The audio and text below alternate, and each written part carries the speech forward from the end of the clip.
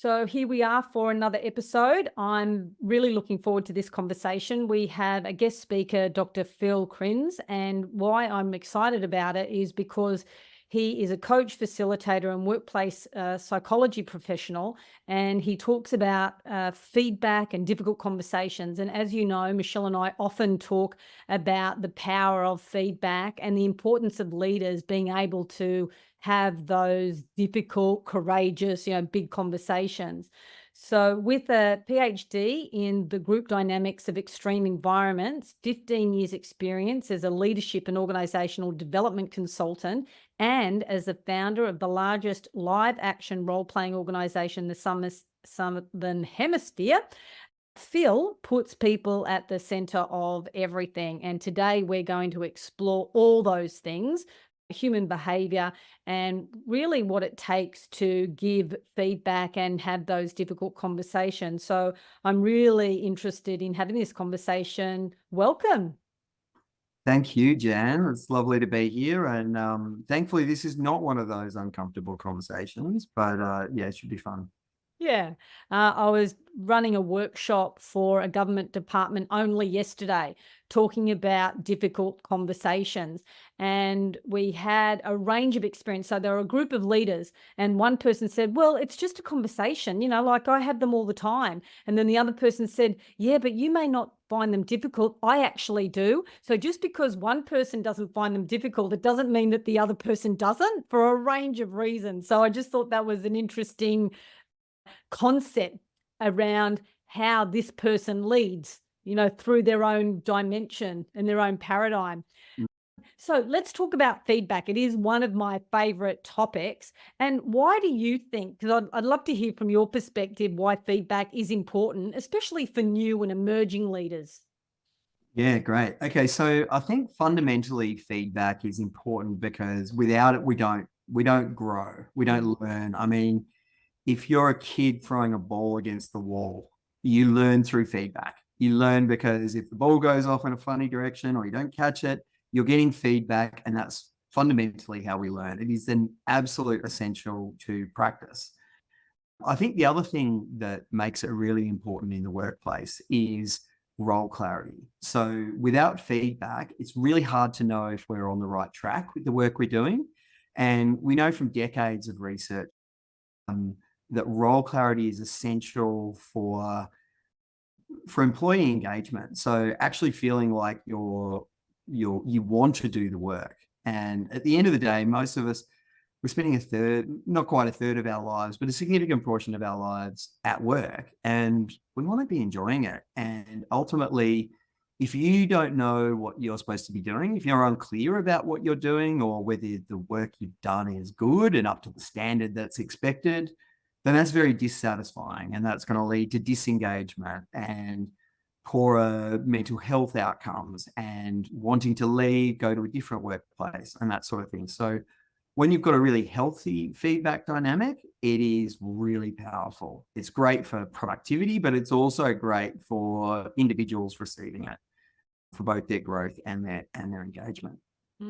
So we understand the benefits and why it's important. So why do you think it just doesn't happen as often as, what we would want or what's ideal? I think fundamentally it can be a bit of an uncomfortable conversation.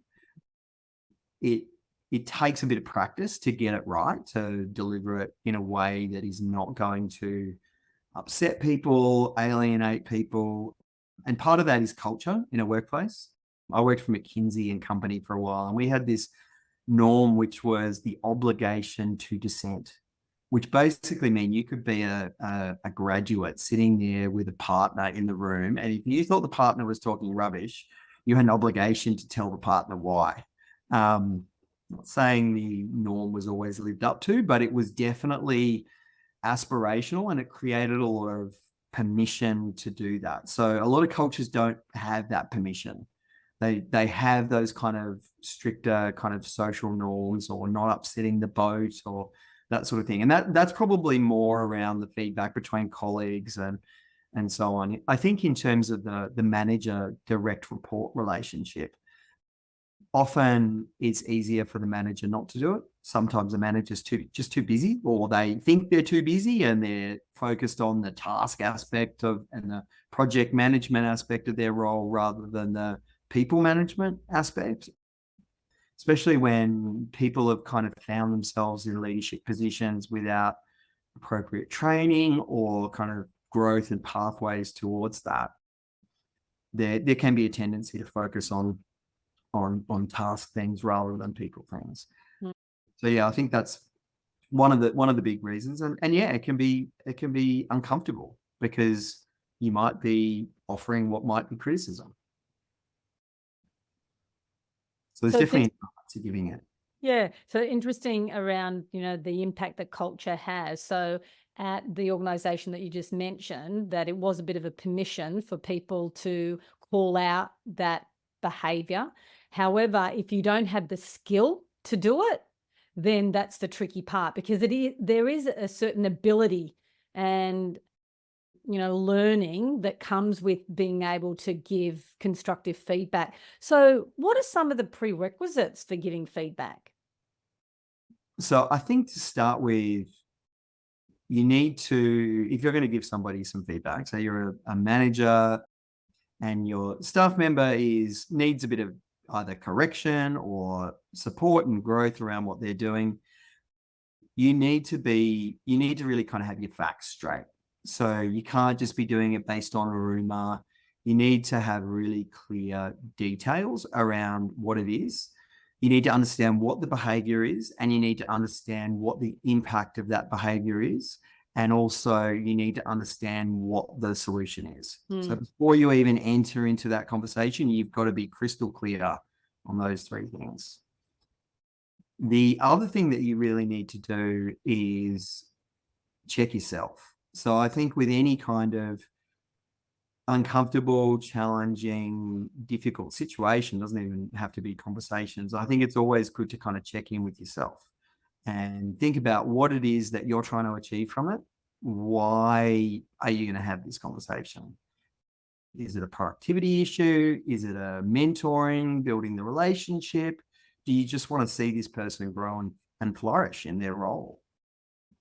Is there a serious crisis where this person's making serious errors that are having serious consequences on other people? But you need to start with yourself.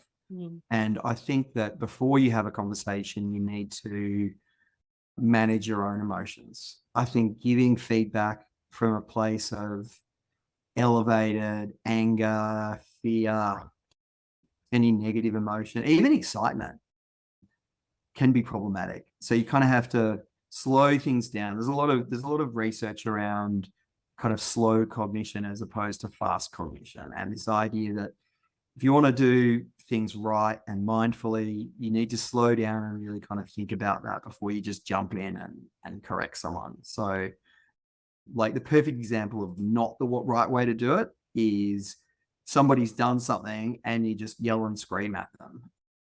So I think it's really, really important to do that. I think the other prerequisite is thinking about the timing and the place of where you're going to give feedback. At the end of a long, hard work day might not be the best time because the person's already emotionally exhausted from the work they've been doing. But at the same time, 9 a.m. might not be great because the person might actually be upset and they might need to go home or take a break and not face that sort of situation. And the other thing is not in front of a group of people in the middle of a meeting where they're going to lose face potentially from the feedback. So I think in terms of the prerequisites, you really kind of need to set the conversation up and plan for it in a way where you're going to set that person up for success, where they're going to be most receptive to the message. Yeah, absolutely, Phil. So I often talk about Michelle and I. So we run workshops together sometimes, and at the end of the day, she might say, hey, can I give you some feedback? And I might say, actually, not right now. Like I just want to decompress. I'm interested, but I'm just not ready to receive it. So it's actually asking permission, just like you said, you want to be able to be, that person needs to be ready to receive it. And so just say, I've set the intention, I'm really clear, I've got my date, my specific facts and details, I can articulate the impact. What happens when it goes wrong, or what you think goes wrong? Like people get really emotional, or they go into denial, or have you ever seen that happen? And can you give us a little bit of a guidance what you could do?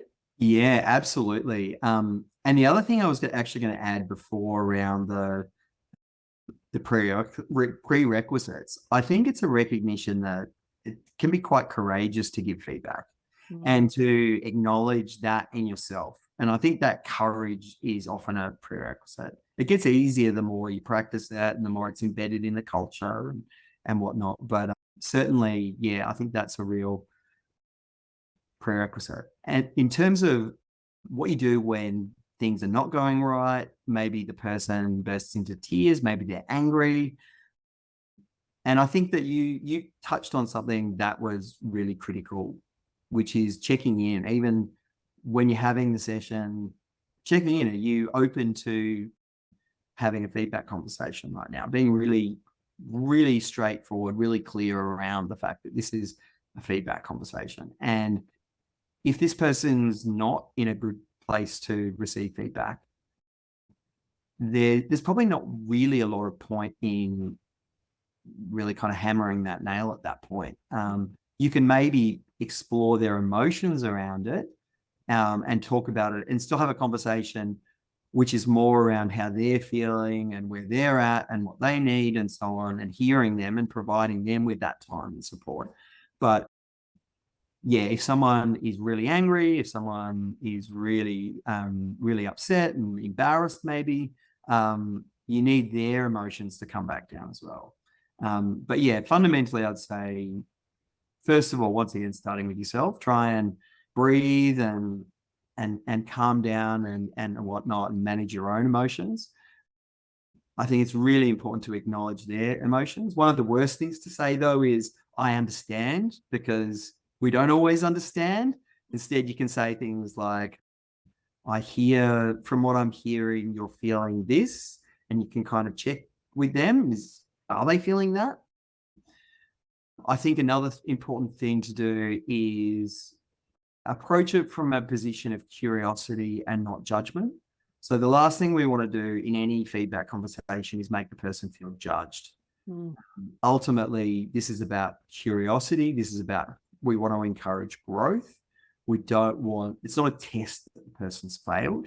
It's a pathway forward. And okay, where are you at now? Can you grow into this space that I need you to be? mm, Are you open to that? What do you want in the situation? And yeah, fundamentally, the demonstration of empathy. So there's a whole bunch of different things that we can do to show that. And whether it's kind of that balance of eye contact and kind of mirroring someone else's body position and active listening. And so, like, giving them the chance to talk. And also, yeah, trying to frame things, try and slowly shift the balance towards positivity and mm, opportunity rather than risk. So mm, if someone's really angry or someone's crying, they're probably coming from a place of threat. mm, They're feeling threatened in some way. And if you can help them move through that threat, then I think that's really useful. mm, Move past that threat into a place of growth. And as I said, it might not be, it might actually be more than one meeting that you need to have for that, and really kind of frame them around that. I think one of the fundamental things that you need to do, though, is safety first. If someone is really upset about something, you still need to make sure that you, them, and other people in your work environment are safe. mm, So that should always be there at the front of mind. I had a guy once that I was literally talking off the wall. He wanted to jump on a plane and fly over from Sydney to Perth and beat up the local IT manager, because the IT manager had been messaging him out of hours too much. And this guy was just not okay about that. So really kind of, and this was a big guy, he won all sorts of martial arts. So he was a scary guy. And I was aware when I was sitting there with him that I also needed to be aware of my own safety. mm, I also needed to be aware of his, and this IT manager. Thankfully, they all came to a great resolution from that. But yeah, it was a long, empathetic conversation. I think another thing to do as well is, and this is probably more extreme situations, and we probably don't need to get into this here, is knowing when to walk away, when this is not going to work, when this person is not open to doing things, and if it's a serious performance issue, as is sometimes the case. If the person's not willing to address that, or you've now had 6 conversations about it and nothing's changed, how to engage the appropriate HR professionals to move that person on. And obviously, like, none of us want to see that sort of situation happen, but we have to be realistic about that as well. And the other thing I'd say as well, if it's a really challenging situation, is make sure you're getting support yourself. So that kind of self-care after these sort of things is really important. And most larger organizations have an EAP. And if you don't have one of those where you're working, make sure you've got some support mechanisms, because at the end of the day, your mental health is paramount. Yeah, absolutely. And I love some of the tips that you shared, like safety is really important. Also give them time to talk, because what I often find is people who are quite nervous, they tend to talk more and they won't allow the silence to happen, so people can actually think about what it is that they need to say. And you mentioned it before, like slow things down. And what I often get asked is, how do you open the conversation? Like, have you got a framework? What are some of the things that you could say? Because I think when you plan it, you could, like you could practice the opening of the conversation, and then you have the real conversation because you've already planned. Have you got any comments about that, Phill? Yeah, and I think ultimately you don't want to beat around the bush. You want to be totally authentic and open. And that doesn't mean like, oh, you really messed up on that project last week, we need to have a talk about it. Like, that would be a bad way to open it. But kind of, and you also don't want to put the person on the spot. I think one of the worst things I've heard in performance conversations over the years as a practice is, how do you think you performed this year? And then they're all of a sudden the spotlight's on the person, and they're worried that what they say might not align with the manager. And so I think it is always good for, like, especially in those kind of mid-yearly or end of year performance review conversations, which are fundamentally feedback conversations. I think that they can be, they are a little bit different in terms of the way they're structured, but I think it's always good if the person receiving the feedback has had a chance to think about it beforehand. But in the situation, I think it is good to just open and say, hey, I'd like to have a chat with you about this piece of work or your behavior the other day. Are you open to having a feedback conversation around this? And I mean, a lot of there's kind of that kind of common practice of the poo sandwich, where you start with something really positive, and then you have the negative stuff, and then you have the positive again. I think people see through that. I think that's pretty. People will be like listening, going, "Oh, I'm just waiting for the poo," and they're not even engaging about the positive stuff. I think the positive stuff should just be kind of drip fed through at the time when someone's doing good work in a genuine way, and maybe talk about that as well, about how to manage positive feedback. But I think that the positivity of the feedback should fundamentally be around, this is an opportunity for growth. There's an acronym which involves swear words, which I won't repeat here, but it involves like another something, opportunity for growth.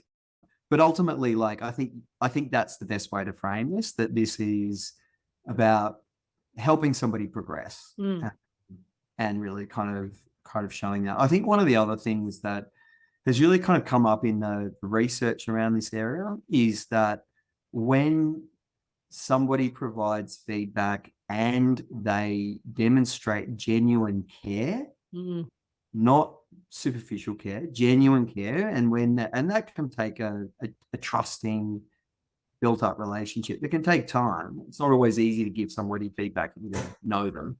Obviously, like, it's much easier when you know them really well. But if there's that kind of care that is communicated along with the message, that makes a massive difference. So that's, in terms of answering your question around opening things, I think that's a really great opportunity to demonstrate that. I've certainly the best manager I've ever had was great at that.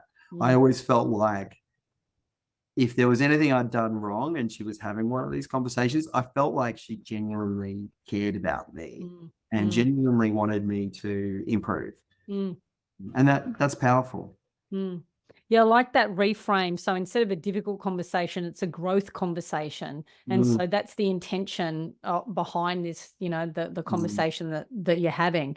And, like we've talked about the constructive feedback. And then there's obviously the flip side about acknowledging people for good work. However, people are interested in, as a manager, how can I do it as effectively as I possibly can. And so we've talked about giving feedback. I'd like to hear your thoughts about actually receiving it, and like how often, how would you frame it up? Is it important? Yeah. And I think this is, once again, I think a culture of feedback really helps with this. So when you're seeing other people getting feedback and you're not the only one who's getting it, because I'm in trouble or something like that, then I think that's probably the framework within which people are going to be most able to receive feedback. I think there's definitely personality factors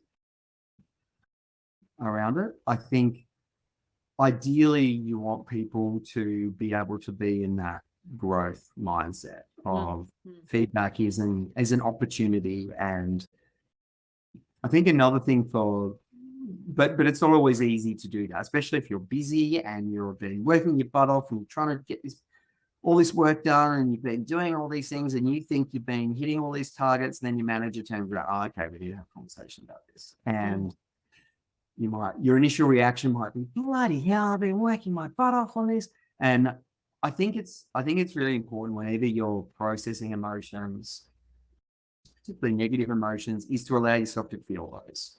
And this kind of comes from a real mindfulness and positive psychology approach. But you need to go through that process in order to get to the growth sometimes. And giving yourself time and space, and whether that means crying or yelling at the sky or whatever, as long as you're not taking it out on anyone else, I think that it's important to acknowledge those emotions, feel those emotions, and release those emotions if you want to.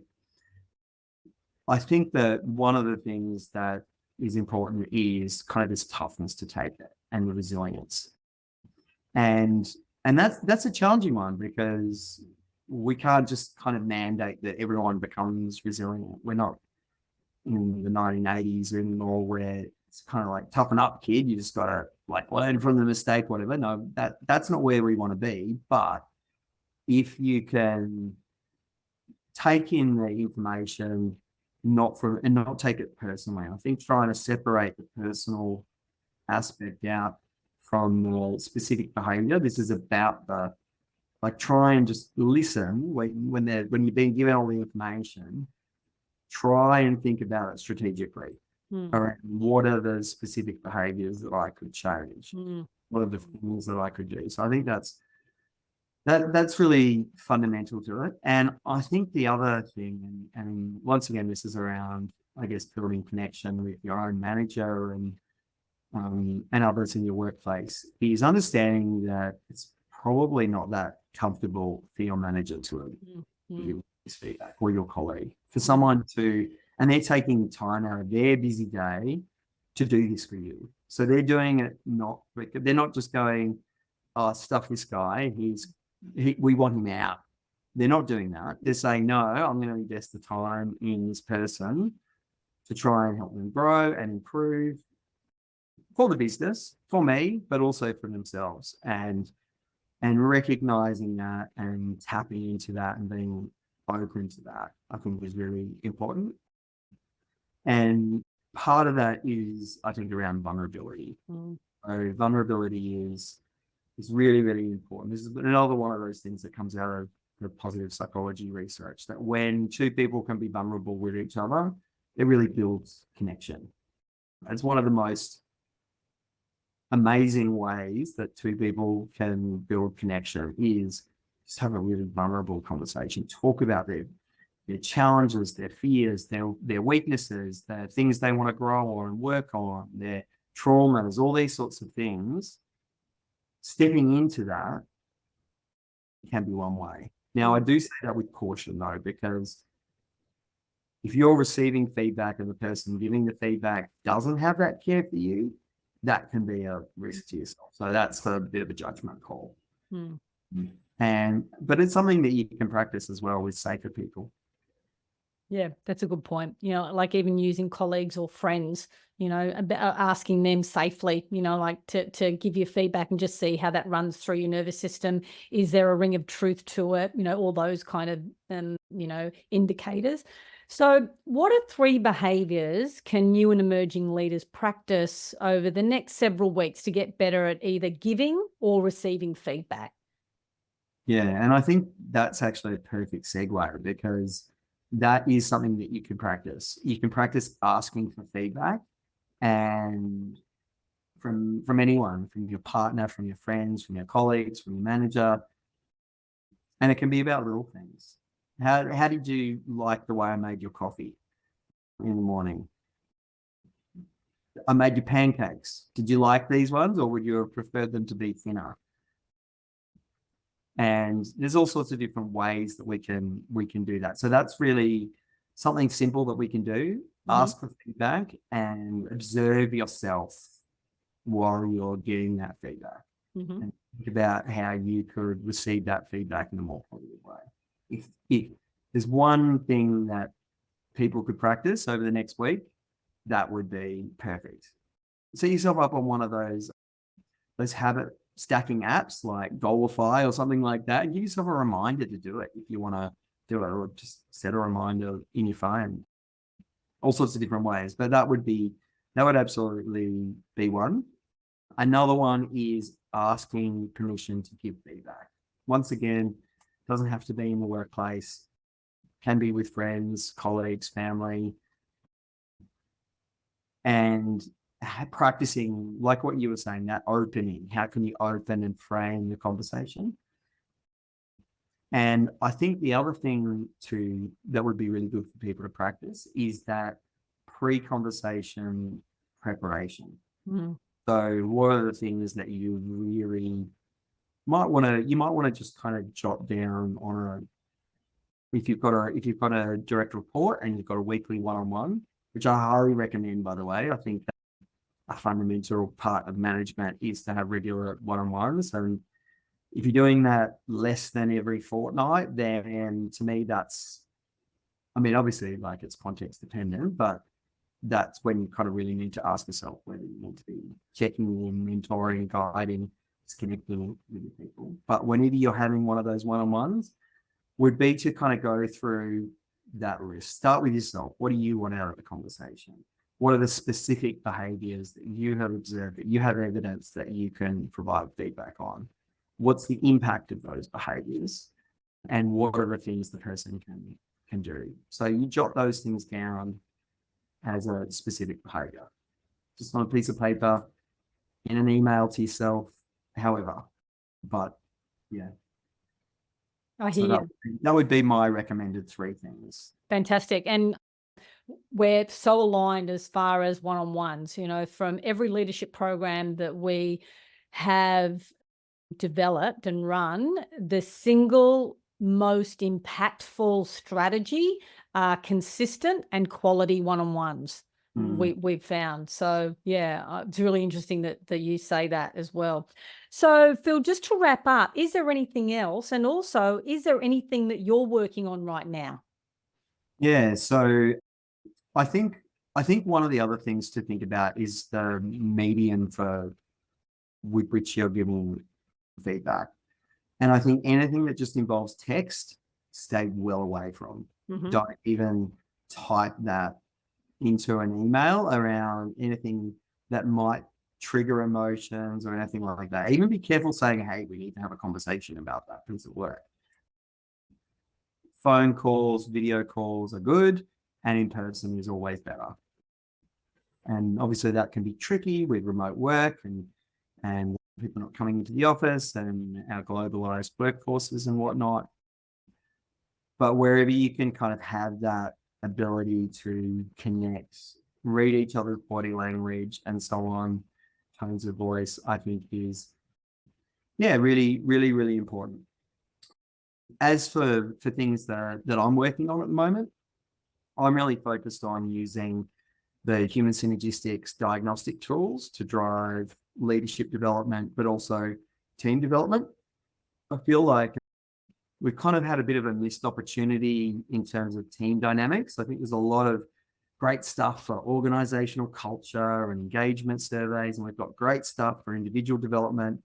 But when it comes to using kind of really robust metrics to understand team dynamics and then coaching teams around how to improve their behaviors, I think there's a real opportunity for us to do more of that. And so, I've set up this team ignition program that uses the human synergistics diagnostics, facilitated workshops, but then also once again using like Goalify to track habits and behaviors. So like you might have a team decide that they don't need to say hi to each other anymore.